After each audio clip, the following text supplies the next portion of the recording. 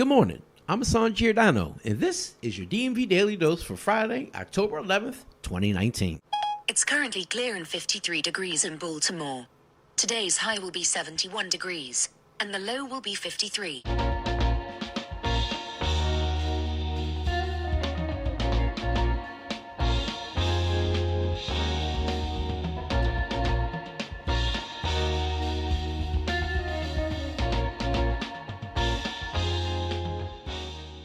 One day after the Washington Nationals advanced to the National League Championship Series, the Washington Mystics won their first WNBA basketball championship after defeating the Connecticut Sun 89-78 in Game 5.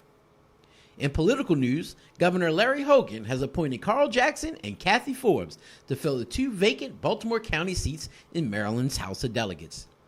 Baltimore County Democrats recommended Jackson to fill the District 8 seat in Northeast Baltimore County, vacated by Eric Bromwell, while Forbes will fill the District 42A seat in the Towson area, formerly held by Stephen Lafferty.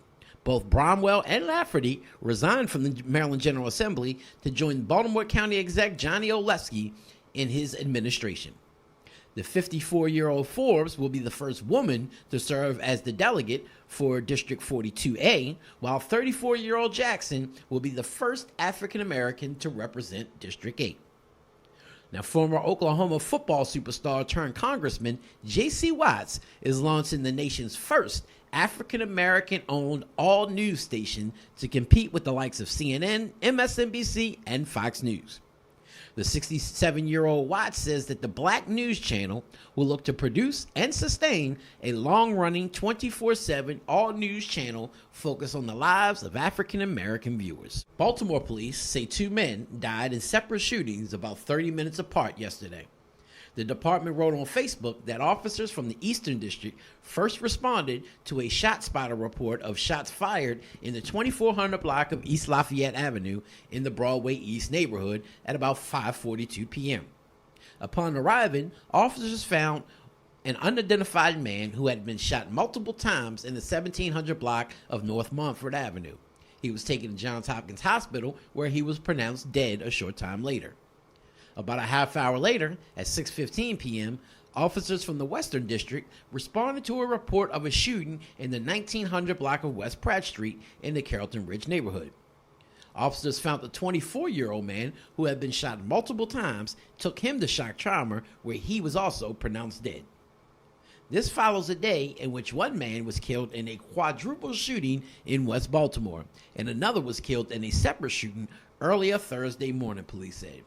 A 24-year-old man was pronounced dead in the quadruple shooting about 10:15 p.m. in the 1700 block of West North Avenue on the city's west side that also injured a 15-year-old boy, a 39-year-old woman, and another 24-year-old man, according to Baltimore police spokesman Detective Jeremy Silbert. Police were called to a hospital more than an hour later at about 11:30 p.m. to interview a 28-year-old man who had been shot in the 5700 block of Chickapin Parkway in the Glen Oaks neighborhood of North Baltimore, police said.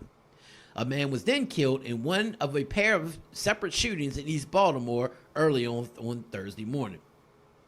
Officers responded to a ShotSpotter alert just before 9:30 a.m. in the 1900 block of Oak Hill, where the homicide victim had been shot. The victim was taken to a hospital where he was pronounced dead. Police did not release the victim's age.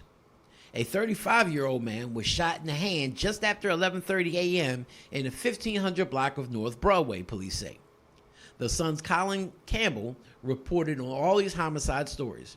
And according to the Sun's homicide tracker, there have been 267 homicides thus far this year, on pace to exceed 300 homicides for a fifth straight year.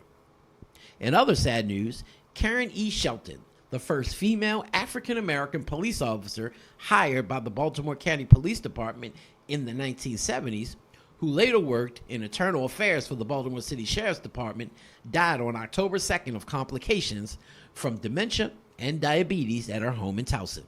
She was 68 years old. This is your man, Mr. Politics, and this has been your Daily Dose for Friday, October 11th, 2019. For all the week's daily doses and more on the articles that I have covered, just go to www.dmvdaily.news.